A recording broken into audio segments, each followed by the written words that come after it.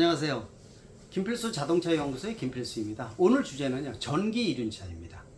전기 이륜차 하게 되면은 일반 전기차에 비해서는 구조적으로 간단하다 보니까 구현하기도 좋겠다 이런 생각을 갖는 것이 일반적인 생각이라고 볼 수가 있어요.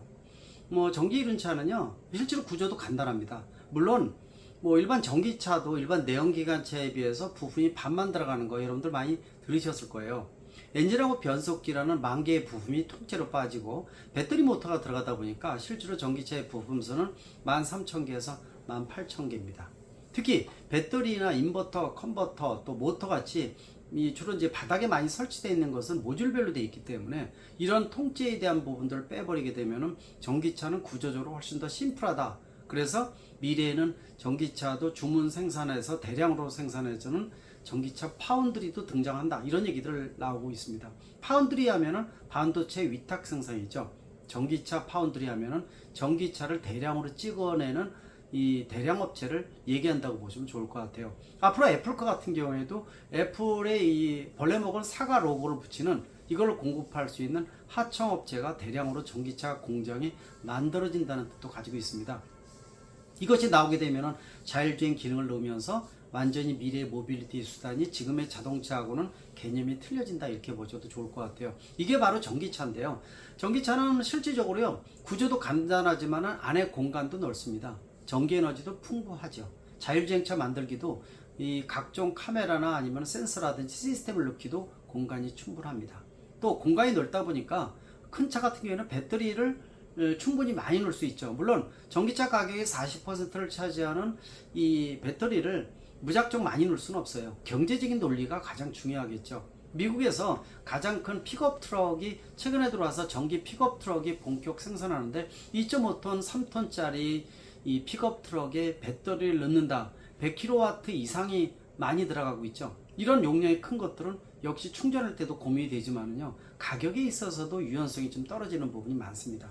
그러나 일반 그만큼 전기차는 공간도 넓기 때문에 다양한 특성을 테스트하기도 좋고 흉내를 내기가 좋다는 거죠. 근데 구조적으로 간단한 전기 이륜차는 한번 생각을 해보십시오. 크기가 적죠. 한 사람이 탑승을 보통 합니다. 그리고 부품이 바깥에 노출되어 있다 보니까 실제로 이 차체가 크게 만들 수가 없어요. 공간이 넓지 않다 보니까 안고 타는 개념이거든요. 또 핸들이 아니라 발을 가지고 양쪽에 손잡이를 잡고 있기 때문에 안에 들어갈 수 있는 공간이 굉장히 폐쇄되어 있고 좁습니다. 여기에다가 배터리를 넣고 또 모터를 넣고 또 밖에 전달되면서 가는 특성을 만드는 구조가 보기에는 간단해 보일지 모르지만 공간이 노출되어 있기 때문에 그래서 큰 거를 넣지 못한다는 거죠. 이게 바로 전기차의 공간적 한계점, 또 경제적 한계점이라고 보시면 좋을 것 같아요. 유연성 측면에서 전기 이륜차가 일반 전기차보다도 훨씬 더 좁다는 거고요. 또 연구 개발을 통해서 고성능의 전기 이륜차가 나오기 힘든 배경이 바로 여기에 있다고 볼 수가 있습니다. 더욱이 일반 전기차에 비해서 전기 이륜차는 기동성 측면이 굉장히 중요하겠죠. 일반적으로 우리가 이 가속 페달을 당겨서 이륜차가 튕겨나가는 부분들이 굉장히 중요한 특성을 갖고 있습니다. 그러기 위해서는 배터리 용량도 아주 적은 거 넣을 수도 없고, 또 중요한 것이 또 주행거리거든요. 주행거리를 늘리기 위해서는 배터리 용량을 키우면 좋겠지만 비용도 기하급수적으로 증가를 하고 있고, 또 부피나 무게가 커지다 보니까 노출된 부품 속에 배터리를 무작정 큰 거를 넣을 수도 없습니다.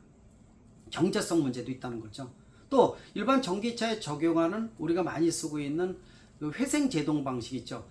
아니면 이 과속에서 가속 페달을 놨을 때라든지 또는 내리막길 같은 데에서 회생 제동을 통해서 다시 이 발전기를 돌려서 배터리에다 충전시키는 회생 제동이 배터리 에너지 관리 측면에서 굉장히 절약하는 부분들이라는 거 여러분들 다 아실 겁니다. 모든 전기차는 회생 제동 에너지를 상당히 많이 활용을 하고 있습니다. 근데 전기 이륜차는 이게 쉽지가 않습니다.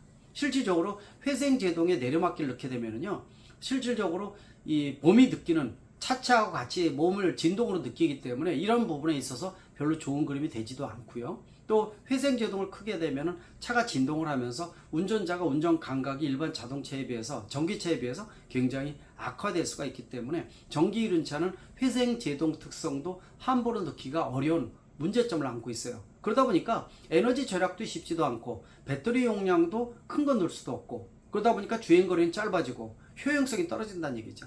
그래서 전기 이륜차가 전 세계적으로 일반 자동차에 비해서 먼저 적용을 하고 쉽게 응용을 할 수 있다라고 얘기를 하고 있지만 실제로 소비자가 요구하는 내연기관 이륜차의 어떤 장점에 비교해서 전기 이륜차는 단점이 너무 크다고 볼 수가 있습니다.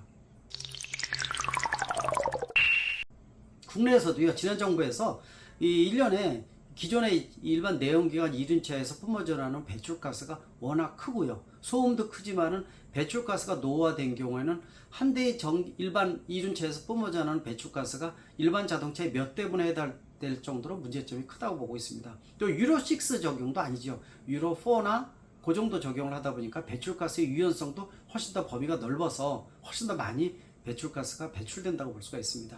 이거를 전기 이륜차로 바꾸면 좋겠죠. 그래서 지난 정부에서 매년 10,000대에서 20,000대 정도씩 보급을 촉진을 시켜왔습니다. 이것뿐만이 아닙니다. 이 이륜차의 천국이 어떤 나라들이 있습니까? 중국 엄청나죠. 가장 큰 데가 동남아시아입니다.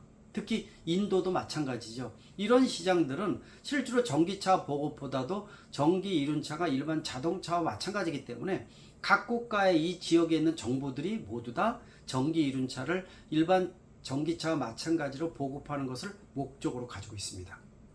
그래서 연간 생산하는 업체도 1,000,000대가 넘는 업체들도 부지기수라고 볼 수가 있죠. 이런 시장에 전기 이륜차를 공급을 해줘야 되는데 아까 말씀드린 이러한 문제점으로 인해서 실제로 주행거리도 짧습니다. 국내에서도 코로나로 인해서 배달 문화가 확산됐지만은 일반 배달용 오토바이가 하루에 이동하기 위해서는 최소한 100km에서 150km 정도는 이동하는데 지장이 없어야지 배달용 오토바이로 사용할 수가 있어요. 근데 지금 몇 년 동안 공급되어 있는 전기 오토바이, 국내뿐만 아니라 중국산부터 해외의 전기 이륜차가 국내에 보급이 되어 있지만은요, 도토리 키재기식으로 문제점이 상당히 큽니다.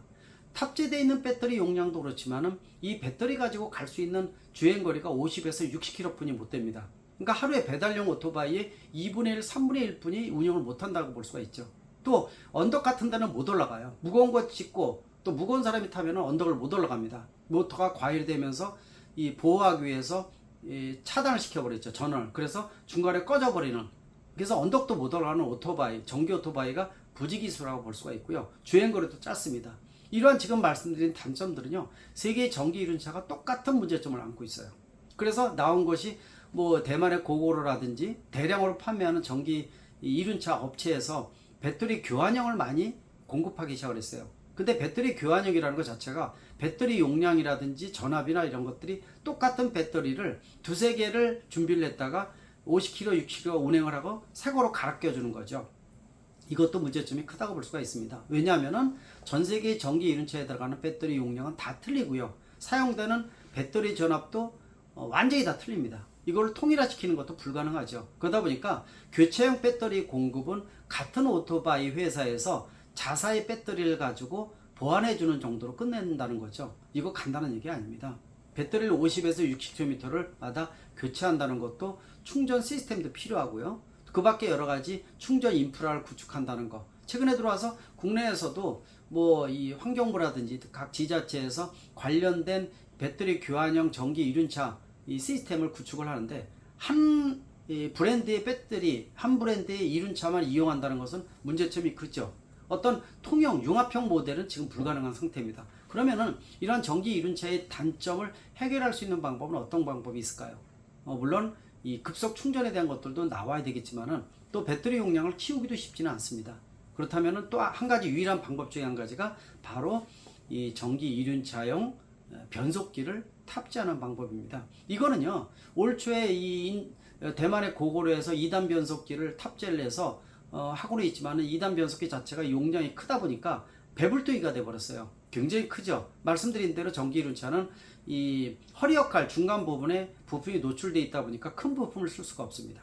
그래서 대만의 고고로에도 2단 변속기가 올라가 있어서 효율을 높인다고 하고 있지만은 이게 크기 측면에서 배보다 배꼽이 큰 이런 문제점도 안고 있다고 볼 수가 있어요. 근데 국내에서 전기 이륜차용 7단 변속기가 개발이 돼서 그 양산형으로 접어든다는 거죠. 내년부터 본격 양산이 되는데 이미 글로벌 이륜차 제작사하고 협약을 맺어서 아마 내년부터 본격적으로 보급하고 있다는 것은 상당히 중요한 의미를 갖고 있습니다. 무려 7단입니다. 7단 변속기고 여기에 들어가는 소프트웨어, 알고리즘, 즉 TCU죠. 이 설계까지 완성도가 높아지는데 이 배터리를 이 전기차 변속기를 탑재하게 되면은 기존의 배터리를 탑재를 하더라도요. 효율이 30% 이상 올라갑니다. 최대 50%까지 올라가니까 주행거리가 약 60에서 70km다. 그럼 100km 주행을 한다는 뜻이고요. 등판도 훨씬 더 높은 등판 능력과 더불어서 모터도 온도가 그대로 유지가 되면서 냉각 장치도 필요 없고 훨씬 더 유연성을 가지는 이런 변속기가 개발이 돼서 내년부터 보급을 할 예정입니다. 아마 기술적인 완성도도 굉장히 뛰어난 업체가 아닌가라는 측면에서 상당히 중요한 의미를 갖고 있는데 이러한 전기 이륜차부터 먼저 적용을 하지만은 그 다음에 이게 확대되면서 마이크로 모빌리티, 초소형 전기차죠. 그 다음에 일반 전기차까지 확대할 수 있는 전기차형 변속기가 나올 것으로 예상을 하고 있습니다.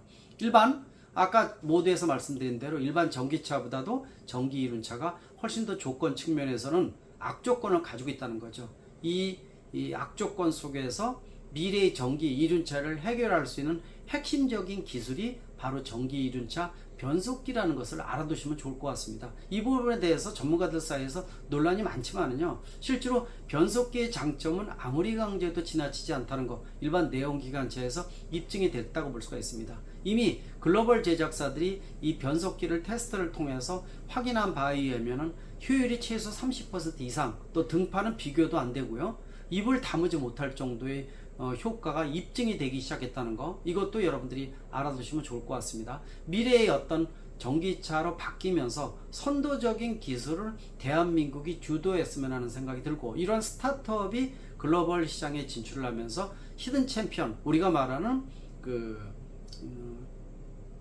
가장 중요한 회사가 등장하지 않을까 이렇게 좀 보고 있습니다. 아마 그런 측면에서 좀 더 두고 보시게 되면은 우리가 기술 주도할 수 있는 이런 부분을 아마 좀 세계적으로 많이 나오지 않을까 기대를 할 수가 있습니다. 이 전기 이륜차형 변속기도 그 중에 하나가 아닌가 이렇게 보고 있습니다. 고맙습니다.